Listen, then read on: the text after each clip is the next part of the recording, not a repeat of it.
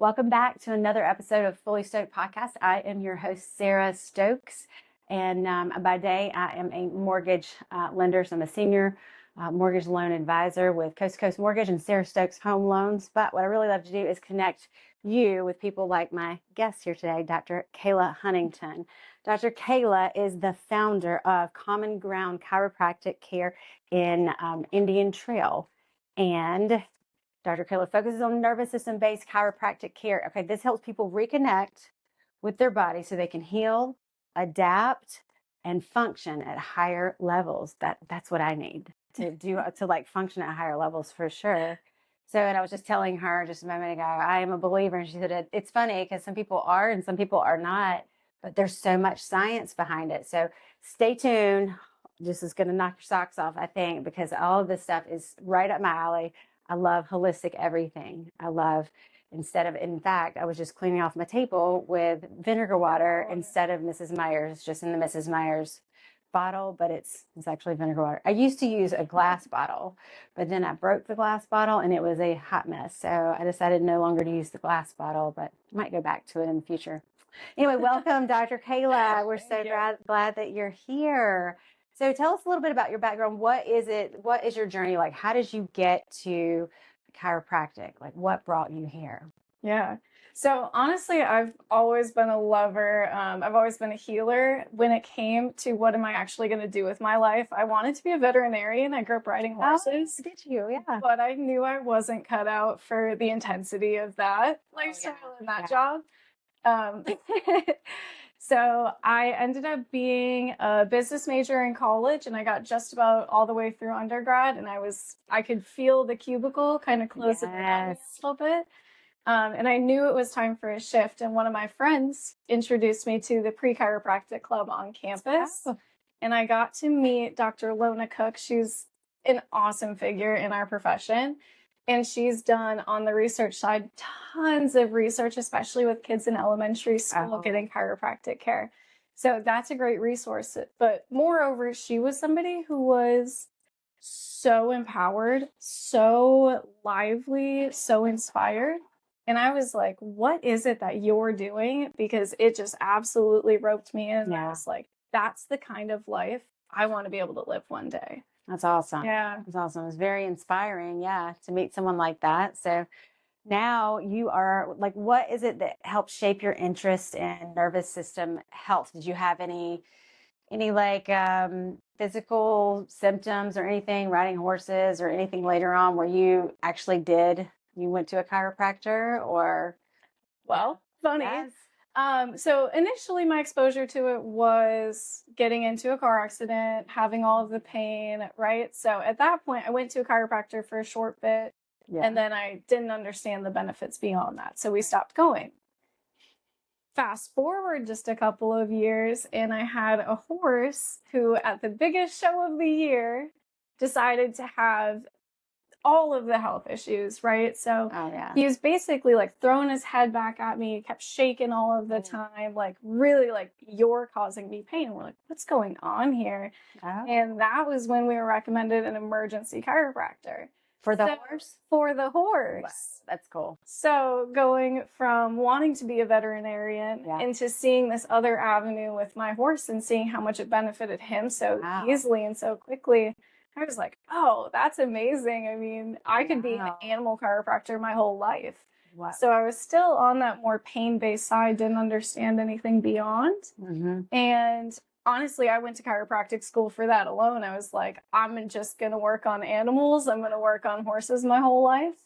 I started chiropractic school and I found specifically Network Spinal Club and Network Spinal Technique. And honestly, I forgot about animals in about week 1 of chiropractic school. Really? Well, so school is all taught by other chiropractors. So you're with people who have been in the field and in the profession, and they've seen the miracles, I'll call it, unfold in people's care. Wow. And so you're immediately surrounded by people who are also inspired and just soaking in all of this education. And I mean, I honestly kind of forgot about the horses and I really leaned into the nervous system and into taking care of people, Yeah, families. yeah, it's amazing. I personally have, I guess it started when I was pregnant with chiropractic care, and I've gone to many doctors wherever I lived, and I've just had I absolutely have the utmost respect because it is a very holistic care. It's not just one thing, even though a lot of people go to a chiropractor because they were in a wreck and they have something wrong with their neck or their back hurts, just to fix one issue. Yeah. But there's so much more to it. And I've seen that. My kids, I've taken my daughters to chiropractors before. We used to live in Davidson. We would go up there. So I've had a lot of experience myself. I'm definitely a fan for sure. But I didn't know about horses. Maybe I've seen it on social media or something. So when your horse was in pain, how long did it take for the chiropractor to help the horse? I mean, first adjustment, and he was functioning much better. That said, he was at a big show. I barrel raced, so it's tough on their bodies. Oh, you barrel raced. Nice. Yep. So I would say after once a week for a month, then it was able to be stretched on past that. And we just kept him under consistent care.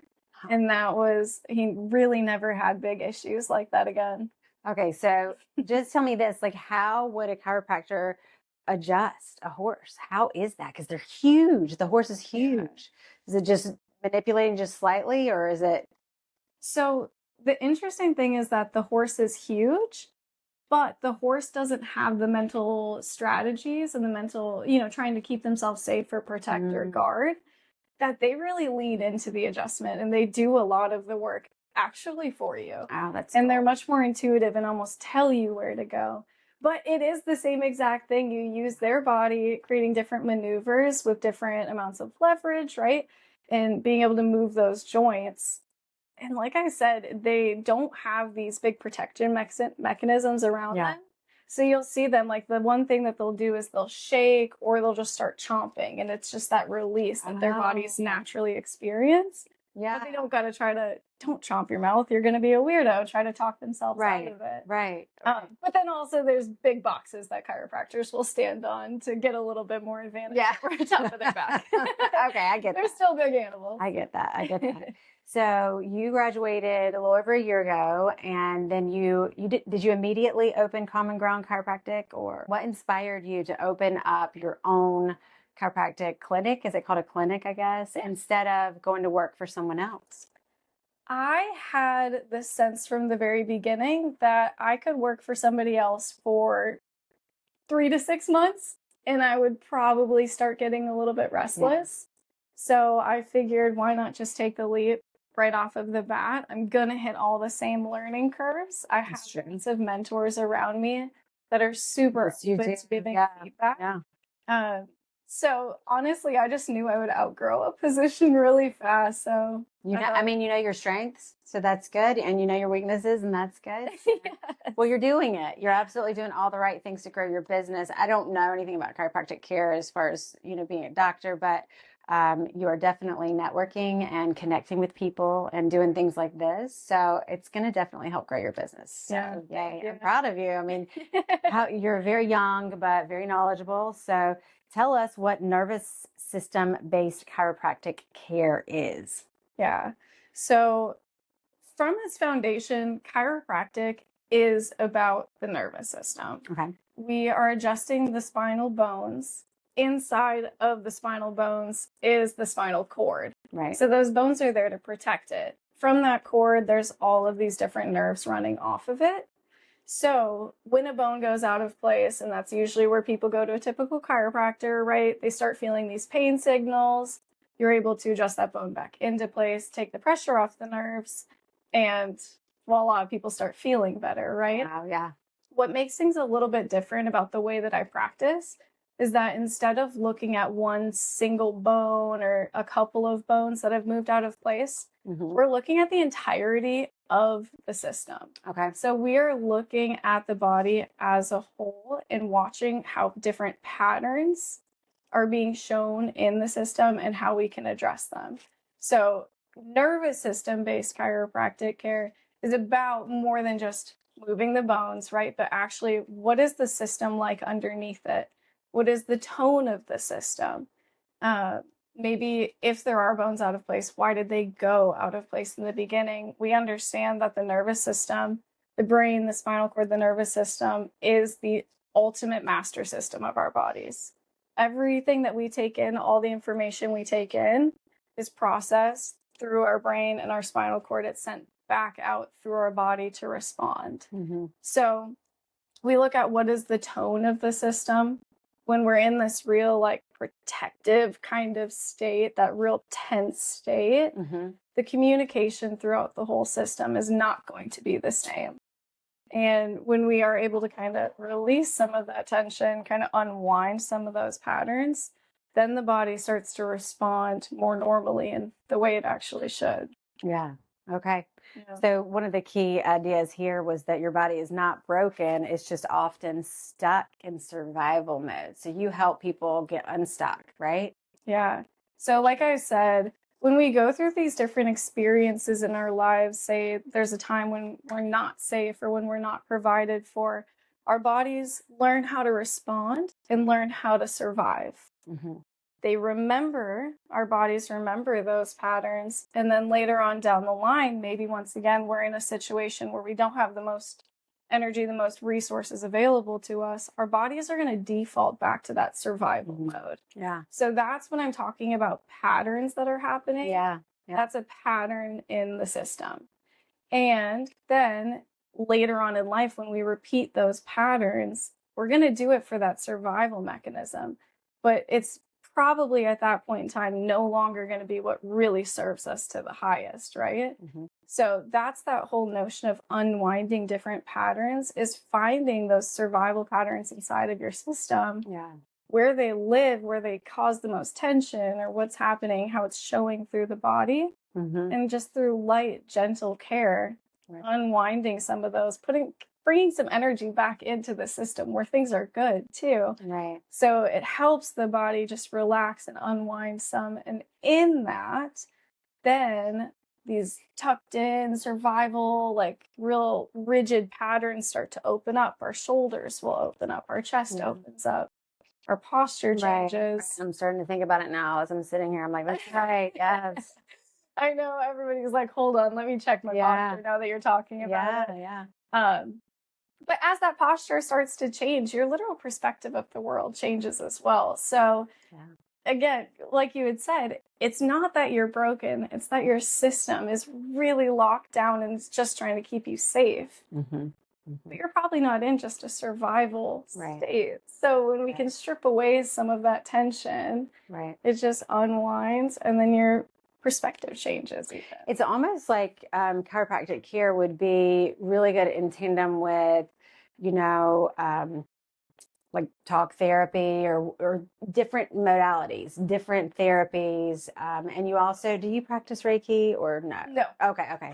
So just chiropractic care. All right. So you often work with women, but you do work with men too. We are part of a women's group. I know you've probably heard all the different women's groups, but that's how we met. And well, when you're in a women's group, you talk about women's health, then. But you do work with men as well. Yeah. But one of the areas that you're really good at is working with women and maybe even high achievers, entrepreneurs. Why do you think that high achieving women or men can get so burnt out so quickly? Is it because of these patterns of behavior that you were talking about? Yeah. So the burnout itself, what I would say is that oftentimes we find ourselves in roles in our lives. And we always want to serve those roles, whether it's mother, whether it's business owner, whether it's team leader, right? So I think those high achievers, quote unquote, they have more roles that they're trying to fit into and that they're trying to serve. That's good. So how does the nervous system respond to pressure and deadlines and expectations and leadership and things like that? Yeah. So when we have all of those roles that we're really trying to live up to, and then all these other different outside expectations, such as the deadlines, it puts our systems back into that fight or flight state. I mean, modern day life is very different from way back when life, but our system is the exact same. So our system can't honestly tell the difference whether it's a saber-toothed tiger that's chasing us or if it's just this tough deadline that's coming up. Really? Right? Oh. Yes, really. um, so it's still a very primitive system. And that's where, when we are under these constant different deadlines, these constant demands from other people to other people, that safety mechanism never is able to really kick in. We're always kind of running from the tiger, right? Makes sense. So that's how, when people live these really quote unquote, again, high achieving lives, because high achieving can pressure. be so many different things, right? It could be CEO of a business. It could be a mom of two. Right. I mean, high achieving can be so many different things. Right. But it really comes down to, like, what are those roles that we're living in and the expectations inside of those roles? And then also, like you were saying with the deadlines, those kind of things, how many different things are telling us, you gotta go, you gotta go, you gotta go. Yeah. Even when you scroll on your phone in the evening to relax, you get mindset this or change this, do this differently in your house. So even in those relaxation moments, if we're not actually taking time to sit back, be still, even then we're getting those signals. There's more to do. There's more to do. So why do you think creativity shuts down when the body is in survival mode? I mean, sit here with me and think about it, right? If you're in this survival safety state, your shoulders are curled in, your body's hunched forward, you're tense. Try and think about anything positive or anything that's in the realm of possibility. All of that really shuts off. We go into that primitive brain, and the only thing that matters is what's coming next, what's on the horizon. Am I cared for? We're not able to expand, have those higher level, bigger thoughts. Yeah. That's great. So creativity is probably connected to the nervous system, would you say? Obviously, right? Yeah. So, Dr. Kayla, how can regulating the body unlock creativity and innovation for entrepreneurs and business owners? Because they are essentially creatives. So, like, how can that regulation of the body, I guess all of the tension, right, and some of the things that you do at your office, what are they? What is that to regulate the body? What do you do? Like, what are some of the treatments, I guess? Yeah. So to start with, what do we do? It's looking at the body itself, looking at the whole person.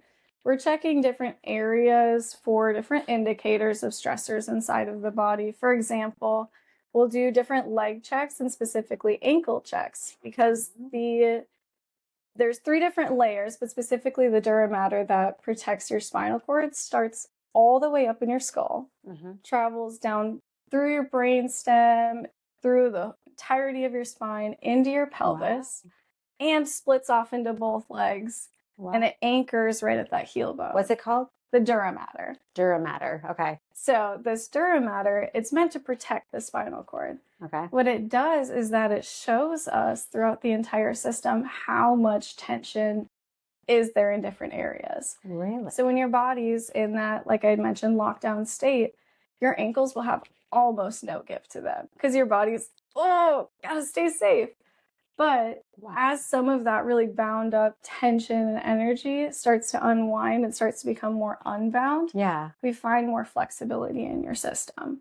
So in the office, what do? It's looking for these different indicators in different areas, not just where your spine is locked down, like most chiropractors will do, where your spine's locked down and we go to that area out of Forsen. Where it actually takes us to is areas where your spine is healthier, where your spine has more energy there. We work in that area in order to like spread the goodness. Okay. Yeah. So the way that I practice, we don't call it just adjustments, but it's entrainments. So there's the tone of your system. When your body is in a more disconnected state, usually when we have a lot of stress or a lot of we got to keep ourselves safe. So our bodies start to disconnect. So you will literally have different tones in different areas of your body. Really?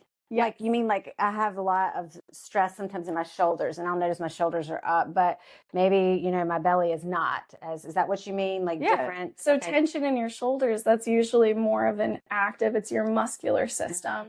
That's really tight and bound up. Yeah. But what are the bones in that area like? Are they also tense? Are they also in this protective state? Or is the tone of them a little bit more shut off, maybe a little bit more shut down. You can tell where your bones are? Like you could actually tell about bones, the tension state in bones? Oh, yeah. Really? Oh, yeah. How do you tell? You can just touch it or what? Yeah, it's all through touch and it's all just through sense. It's a matter of being present with the person on the table. Wow. That's one of the things is, we spend a lot more time in the office. My ideal flow, I'll have 2 to 3 people on tables at a time, and I'll flow between the different people, adjusting them, because it gives your body time to actually process.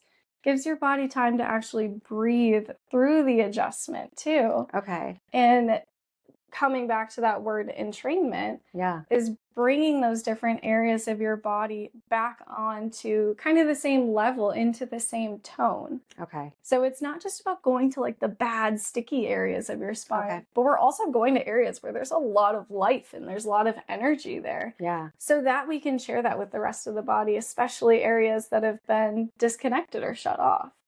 So what does that mean for the business owner and for the creative? If your body is only functioning in this really dense kind of high energy tone, but high energy as in tightness, chaos, when your body's operating primarily in that system, you are not going to have the energy for bigger thoughts to be able to see into the future. Creativity. If you can only look through the front door, you can't see past over the horizon. So creativity absolutely is stunted by what you just said. All of that, like science-backed data, is really saying that's the reason why I lack creativity sometimes, because maybe I need to, I don't know, regulate my body or something, right? I need to go see you. I do. All right. So can you give us some examples of common ways that stress may manifest in a person's body that you've seen? Because some people might not know that they're stressed out, honestly. So give us some hints and like different ways that you've seen. Yeah. And with that, one of the things that's interesting about my office is we talk, pain is a really important signal. So we do talk about pain, but that's not my primary message. And that's not the primary thing that we're tracking throughout care. For example, a lot of the people that come into my office, they have issues, not just, oh, my shoulder hurts, but I have IBS. I have like my digestion just doesn't work right. Or another thing I see really often is anxiety. Lots of anxiety nowadays. Lots of anxiety. And that's from that constant fight or flight kind of pressure state. And our bodies aren't able to shift back into the rest and digest or into that parasympathetic. We're just stuck in fight or flight sympathetic all of the time. Yeah. Other ways that it can show up in the body, though, I mean, every area shows tension differently. And one of the things we talk about with the active or the muscular system is that that's where your emotions are really held. We call that the emotional system. So what are some of the things that you're experiencing and how might they show up in the body? That digestion, the tummy area, when we see a lot of digestive issues, this is often a lot of frustration. There's even abandonment kind of emotions that come into this area. Yeah. When we're talking more about chest pain, chest tightness, that's that trying to control, trying to have it, trying to keep safety, trying to control the world around you. Also being fearful of what's coming. We see a lot of women now with PCOS, infertility. This is something that's becoming so big. There's such a market space around it too, which is so unfortunate. Yeah. But we can imagine some of the traumas that might have happened to women before and the way that their body has kept that score and their body is showing what's happened in the past through what they're experiencing now. The Body Keeps Score. That's a good book. Yeah. That is a phenomenal book. That is an absolute recommended read for anybody. Okay, so get The Body Keeps Score. It is absolutely an incredible book. That is interesting because I have met so many people recently with PCOS, and I just heard about it, maybe one person 20 years ago, but it seems like it's just so many people now are dealing with that. And you're saying maybe even trauma can cause things like that. Oh, yeah. Wow. Yeah. a lot of women who deal with PCOS, infertility, painful periods, those kind of things, when you have that sort of tension and, I mean, we'll call it trauma, that's it being held in the pelvis, our body also reflects that elsewhere. So we have our deep frontal fascial line. It starts in your skull, goes into your shoulders, passes down through your torso and into your pelvis. So one of the things with that we see is that when there's tension in the pelvis, it's reflected also tension up in the jaw. So how many women have really painful periods and then also experience migraines, right? Or the TMJ, all of these different things. Our bodies are also, the so story connected. Is being reflected. Yes. Wow, yeah. And that's one of my biggest gripes is when we try to treat the body as if it's one piece or one part. How can you delineate any of this from itself? Because every different area is working hand in hand all day long, constantly. Our emotions affect our body and then the long-term effects of that. And you said, tension in your pelvis and then TMJ potentially or migraines. I've ground my teeth my whole life. And it's just, I've heard there's all kinds of things behind it that it could be. But I just deal with it. I just wear a mouth guard, sleep, and then it's fine, But I would really like to get to the bottom of it too and stop it. I think I did. I think for a while I was working on it and it just, I guess I wasn't working on it hard enough because it didn't go away. But I'm just one example. There's so many other women out there that are dealing with migraines. So many people have migraines. So many people have debilitating migraines. So many people have PCOS. We were talking about that. And anxiety and stomach issues and what were you saying, belly, is that anxiety or does anxiety manifest in multiple ways? Multiple ways, but especially when it comes to that digestive tract, more like frustration, I think, anger, also some fear as well. I mean, if you think about being chased by the tiger, your body is no longer focused on digesting your lunch anymore. Right. It is fully in survival protection mode. Wow. So even in that, your body, you're going to shift states and your body's digestion, normal processes are going to slow down. Yeah. So you do workshops? Do you do it at Common Ground? Yeah. Okay, great. So she's got workshops so they can just go to your website. Will definitely be talking soon. You should. Can they check out your website or your social media? If they wanted to follow you and find out if you're doing a workshop or anything like that, how should they check you out? Yeah. Instagram is definitely where I'm most active. And then Instagram kind of posts everything to Facebook. Yeah. But then also, yes, definitely on the website. But Instagram, Common Ground Chiro is going to be where we're the most active, the most up to date. And I will include it in the summary below so you can get all of her contact information here. And then on any social media, I'll also include that too, because this is fascinating. I have been to so many chiropractors all over, not just in one city, not just in Indian Trail, but everywhere. And it's all so valuable. And speaking of community building, I'm a big advocate for community building. Does it affect your physical health? Community? Oh my gosh. I think that's part of why we're sicker than we ever have been before is because we're more isolated than we ever have been before. Yeah. Healing really does happen in community and in ways you would never expect. Even just being present or seeing somebody else's quote unquote healing moment, it shows you what else is possible for you even. Like I see it even on my tables, we see movement on the tables. Coughing, there's times where people will even yell on the table. Really? And that to me is not a scary moment. That is a release. Are they releasing? It's the release. Yes. It's the nervous system taking what has happened to it in the past, those feelings that we've probably shut down in the past, and it's expressing them. It's letting it out.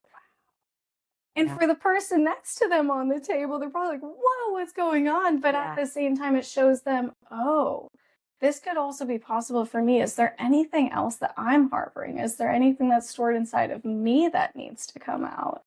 Yeah, that's fantastic. I really think if someone is going to talk therapy, if they're, working with a therapist or a counselor, it sounds like if you have a good chiropractor like Dr. Kayla, that would be so good to do at the same time. It's so funny you say that. I have some extra spaces in my office that I'm looking to fill. Yeah. And I would absolutely love to have a mental health counselor in my office, because I think that the two practices lend so well to one another. Yeah. Because people will come to me with things that I fully admittedly am not prepared and equipped to handle, right? Right. That is the job for a therapist. And you can refer them. Yeah.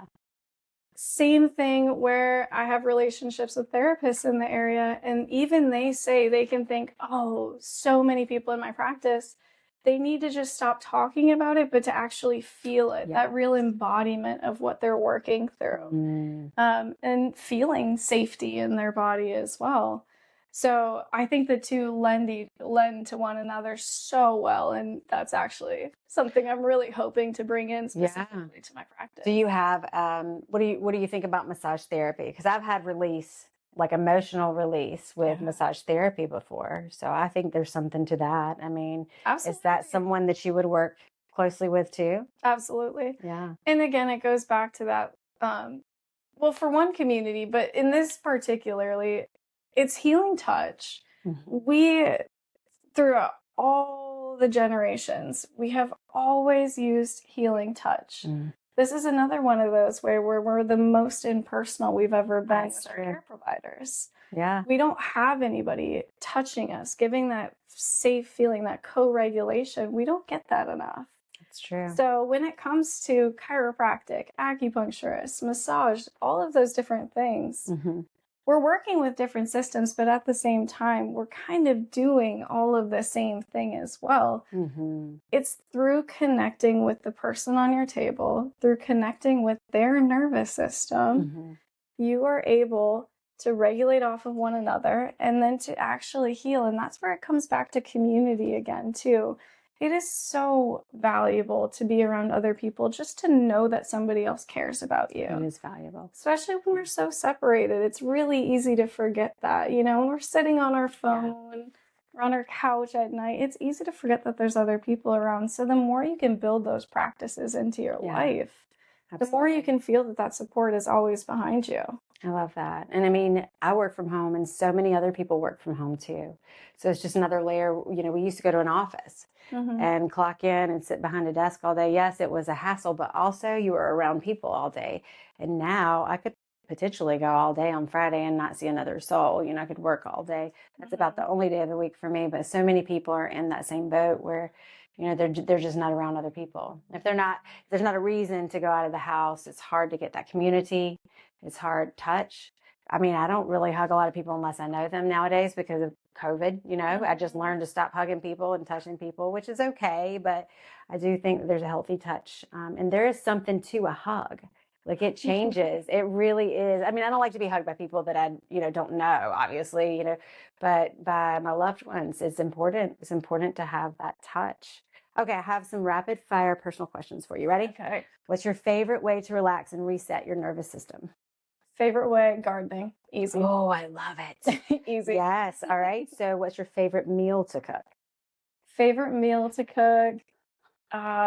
Squash just came to my mind. I grew up with squash with brown sugar on top. Oh, nice. Yum. What type of squash is it? The butternut squash. Butternut squash. I love butternut squash. I do. I love butternut squash soup in the fall. It's my favorite. Butternut squash, a little bit of spicy sausage, potatoes, onions, garlic. Mwah. Yum. Yeah. Favorite place to walk or hike? You're a mountain lover, right? I'm a mountain lover. Yeah. I mean, I'm from Minnesota originally, but something about North Carolina, something about the Appalachian Mountains, it was like, this is where you need to be. Oh, that's so awesome. Yeah, Western North Carolina. Just about anywhere. Well, hit me up next time you're in Western North Carolina, okay? I'll probably be there. Gardening teaches about patience and growth. I mean, when you plant a seed, you realize how much you actually have to nurture it. I just put seeds out in my greenhouse and they have been so dry and I'm like, oh my gosh. So it's every single day. There's an intentional step to go out there at least once, at least twice to water them. So you're taking those intentional steps through and through, Yeah. and then you're watching that slow progress. And then at the end of the year, more often than not, they're going to die off. Yeah. Or they're at least going to go into that, call it like a hibernation state right over the winter. Yeah. So it's also acknowledging that there's different seasons to life, not just the environment, but to our own lives. Well, you have such a beautiful outlook on everything. I love the way you explain everything. One health myth that I wish would just disappear is thinking that we can force ourselves into doing more, thinking that we can force ourselves into the next thing, and that it's not going to have any repercussions on us. Uh-oh. More caffeine isn't always She hit me right there, nail on the head. You're right. You're right. Okay. If there was one thing that you wanted the viewers to take away from our talk today, what would it be? First thing that comes to mind is that you don't need, in the world of chiropractic, more force doesn't always mean a better adjustment. More presence from your practitioner is what really, really matters the most. And if you are able to just allow yourself the time and allow yourself the space throughout the week to dedicate towards your healing, there are possibilities available to you beyond what you can even imagine. It is so much more than just getting out of pain, but you can literally see shifts throughout your entire life with this kind of care. So. Wow. That's really good. Well, Dr. Kayla, thank you so much for joining us today on Fully Stoked Podcast. Dr. Kayla is the founder of Common Ground Chiropractic in Indian Trail. Go check her out, Indian Trail, North Carolina. It is right outside of Charlotte. She's very knowledgeable, as you can tell. And I can't wait for my first appointment with her. As always, we'll see you next time. Thanks a lot, everybody. Bye.